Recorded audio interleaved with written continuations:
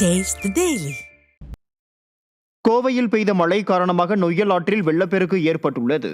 மேற்கு தொடர்ச்சி மலைப்பகுதிகளில் மழை பெய்து வருவதன் காரணமாக சிறுவாணி நீர்பிடிப்பு பகுதியில் வெள்ளப்பெருக்கு ஏற்பட்டு கோவை குற்றாலம் மூடப்பட்டது. அதன் தொடர்ச்சியாக நொய்யல் ஆற்றிலும் வெள்ளப்பெருக்கு ஏற்பட்டுள்ளது. கோவையின் மிக முக்கிய நதியாகவும் விவசாயிகள் வாழ்வாதாரமாக இருக்கும் நொய்யல் ஆற்றில் நீர்வரத்து அதிகரித்துள்ளதால் விவசாயிகள் மகிழ்ச்சி அடைந்துள்ளனர். நாகை மாவட்டம் வேதாரண்யத்தில் தொடர் மழையால் உப்பு உற்பத்தி கடுமையாக பாதிக்கப்பட்டுள்ளது. வேதாரண்யம் அடுத்த அகஸ்தியன்பள்ளி, கோடியக்காடு, கடினல் வயல் உள்ளிட்ட பகுதிகளில் 9000 ஏக்கரில் உப்பு உற்பத்தி நடைபெற்று வருகிறது. இந்த நிலையில் கடந்த 2 நாட்களாக தொடர்ந்து மழை பெய்து வருவதால் உப்பு பாத்திகளில் மழைநீர் தேங்கி உப்பு உற்பத்தி முழுமையாக பாதிக்கப்பட்டுள்ளது. மேலும் உப்பளங்களில் சேமித்து வைத்துள்ள உப்பு மழையில் கரைந்து விடாமல் இருக்க தார்பாய்கள் கொண்டு மூடி வைத்துள்ள உற்பத்தியாளர்கள் உப்பு உற்பத்தி மீண்டும் தொடங்க ஒரு வாரத்திற்கு மேலாகும் என தெரிவித்துள்ளனர்.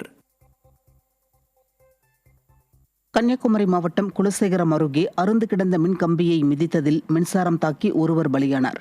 அண்டூர் சரக்கல் விலையை சேர்ந்த ஹோட்டல் தொழிலாளி ஒருவர் வழக்கம் போல் வேலைக்கு சென்றபோது சூறாவளி காற்றால் முறிந்து கிடந்த மின் கம்பியை மிதித்ததாக தெரிகிறது.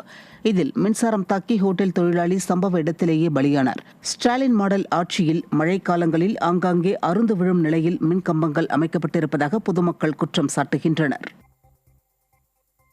விருதுநகர் மாவட்டம் ஸ்ரீவில்லிபுத்தூர் மற்றும் ராஜபாளையம் மேற்கு தொடர்ச்சி மலையடிவார ஆறு மற்றும் அருவிகளுக்கு செல்ல வேண்டாம் என பொதுமக்களுக்கு வனத்துறை எச்சரித்துள்ளது. பள்ளி விடுமுறை காலம் என்பதால் குடும்பத்துடன் பலர் மலையடிவார வனப்பகுதிகளுக்கு அதிகமாக சென்று வருகின்றனர். ஆனால் தற்போது மழை எச்சரிக்கை விடுக்கப்பட்டுள்ள நிலையில் மலையடிவாரங்களில் ஆறுகள் மற்றும் அருவிகளில் நீர்வரத்து அதிகரிக்கும் என்பதால் வனப்பகுதிக்குள் செல்ல வனத்துறை தடை விதித்துள்ளது. அத்துடன் தடையை மீறுவோர் மீது நடவடிக்கை எடுக்கப்படும் என்றும் வனத்துறை எச்சரித்துள்ளது. திருப்பூர் அரசு மருத்துவக் கல்லூரி மருத்துவமனையில் வயிற்று வலிக்கு சிகிச்சை பெற்று வந்த சிறுவனுக்கு உரிய சிகிச்சை அளிக்காததால் அவர் உயிரிழந்ததாக உறவினர்கள் குற்றம் சாட்டியுள்ளனர். முத்தன்னம்பாளையம் பகுதியைச் சேர்ந்த 12 வயது சிறுவன் யோகேஷை வயிற்று வலிக்காக அரசு மருத்துவக் கல்லூரி மருத்துவமனைக்கு அவரது பெற்றோர் அழைத்துச் சென்றபோது அவரை பரிசோதித்த மருத்துவர் உரிய சிகிச்சை அளிக்காமல் மாத்திரை மட்டும் கொடுத்து அனுப்பியதாக கூறப்படுகிறது. மாத்திரையை சாப்பிட்ட சிறுவன் கடும் வயிற்று வலியால் துடித்ததால் பெற்றோர் மீண்டும் அரசு மருத்துவமனைக்கு அழைத்துச் சென்றுள்ளனர். அங்கு பரிசோதித்த மருத்துவர்கள் யோகேஷ் இறந்துவிட்டதாக தெரிவித்துள்ளனர். மருத்துவர் உரிய சிகிச்சை அளிக்காமல் மாத்திரை மட்டுமே கொடுத்ததால் யோகேஷ் உயிரிழந்து விட்டதாக உறவினர்கள் குற்றம் சாட்டியுள்ளனர். திண்டுக்கல் சிறையில் அடைக்கப்பட வந்த கைதி காவல்துறையினரின் அலட்சியத்தால் தப்பியோட முயற்சித்தது பரபரப்பை ஏற்படுத்தியது.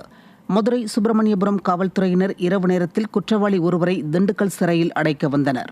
அப்போது சிறை வாசலில் கவனக்குறைவாக காவல்துறையினர் இருந்ததை புரிந்து குற்றவாளி தப்பியோடி இருள் சூழ்ந்த பகுதியில் ஒளிந்தார். ஐயன்குளம் பகுதி மக்கள் ஒளிந்திருந்த கைதியை விரட்டி பிடித்து காவல்துறையினரிடம் ஒப்படைத்தனர்.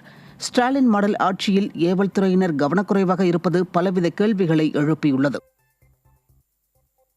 தூத்துக்குடி மாவட்டம் கோவில்பட்டியில் இருசக்கர வாகனம் மீது லாரி மோதிய விபத்தில் சிறுமி உயிரிழந்த நிலையில் 3 பேர் படுகாயமடைந்தனர்.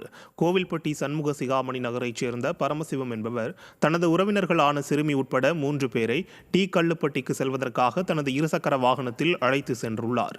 இந்நிலையில் பசுவந்தனை சாலையில் வந்தபோது பின்னால் வந்த டேங்கர் லாரி மோதியதில் சிறுமி பரிதாபமாக உயிரிழந்தார். பரமசிவம் உள்ளிட்ட 3 பேர் படுகாயமடைந்தனர். விடியா ஸ்டாலின் ஆட்சியில் சாலையின் இருபுறமும் ஆக்கிரமிப்புகள் அதிகரிப்பால் இதுபோன்ற விபத்துக்கள் நடைபெறுவதாக பொதுமக்கள் குற்றம் சாட்டினர்.